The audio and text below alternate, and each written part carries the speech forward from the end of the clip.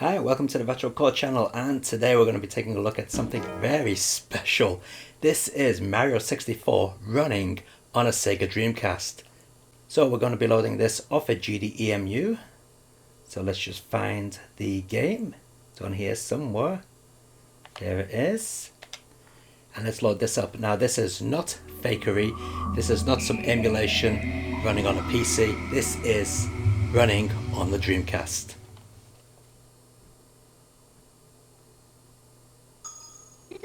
Mario! Hello! Okay, so straight away you can tell that the audio is very juddery. It's not perfect, it's skipping like crazy. But how about the game? Does it run well enough? Well, we'll soon find out. Let's press start. Now this image actually comes with 2 saves already on it. So we'll select one of the saves. We're moving around the cursor here with the Dreamcast analog stick. So we'll go with that one.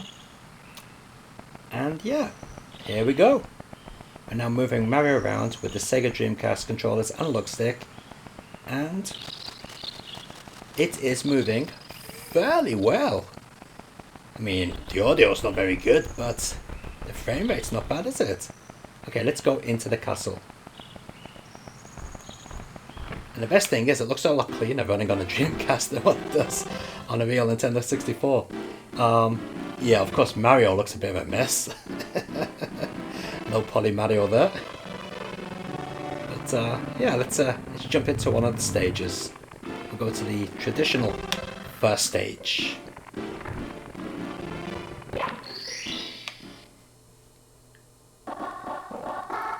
Okay, a bit of a graphical glitch there on the course, but not too much of an issue. Alright, yeah, the sound is pretty bad. But you got to remember, this is a Nintendo 64 game running on a Dreamcast. Okay, so let me talk you through the controls. The analog stick on the Dreamcast moves Mario about. The A button jumps, just like that.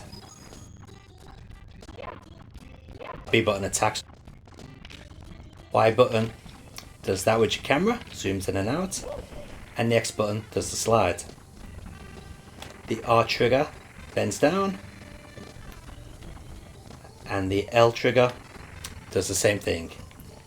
Start button pauses the game as expected. And the D-pad is what controls the camera. So yeah, pretty much fully featured.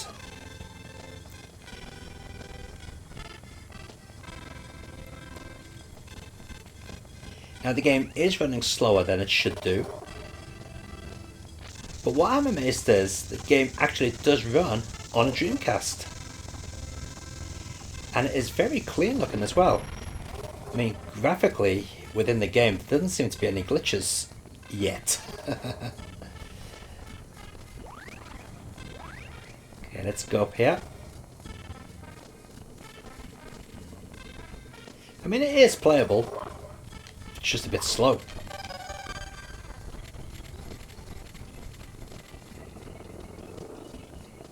The game is running in 480p as well. So those of you with a VGA box will be able to get the good quality. I'm actually running this through VGA as well at the moment.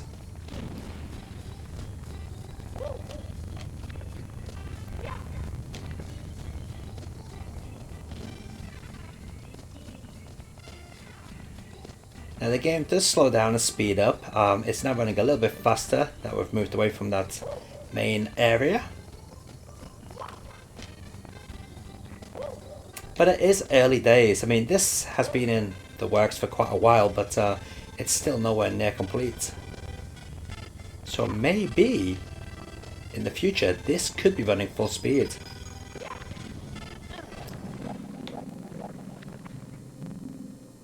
Alright. So as you can see, the alpha blending is working, so we get the transparencies on the water there.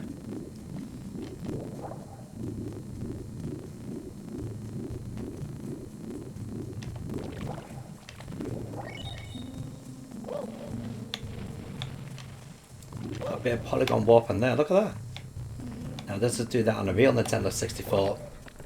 I'm gonna have to confess and say I've never actually played this on a Nintendo 64. Well, not properly at least. So I don't know if it does that on a real machine. Probably not.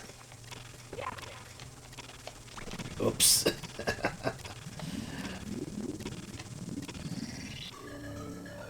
Okay, so let's go over to that stereo option. I'll put that into mono. Let's see if that makes a difference. Probably not, actually. Let's put on headset. Now put it into mono. See if that makes a difference. And let's go into a new game. Nah, it's just the same, isn't it? But we can switch off the audio by pressing Y and B together. Watch this.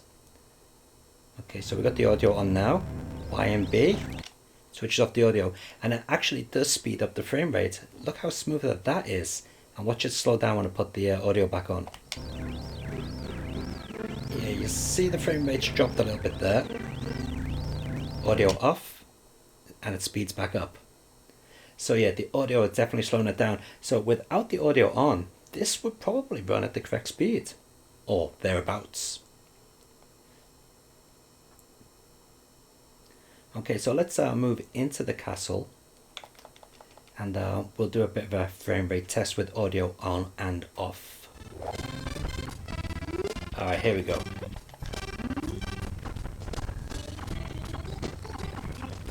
So we'll run around here.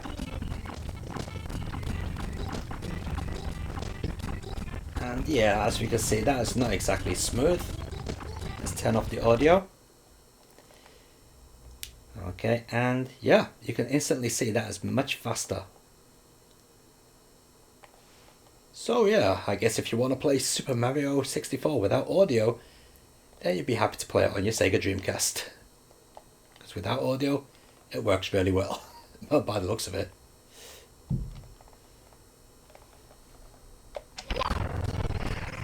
Alright, so that is interesting. Who knows, maybe we'll see more Nintendo 64 games on Sega Dreamcast in the future. But for now guys, keep on gaming and enjoy your games. See ya.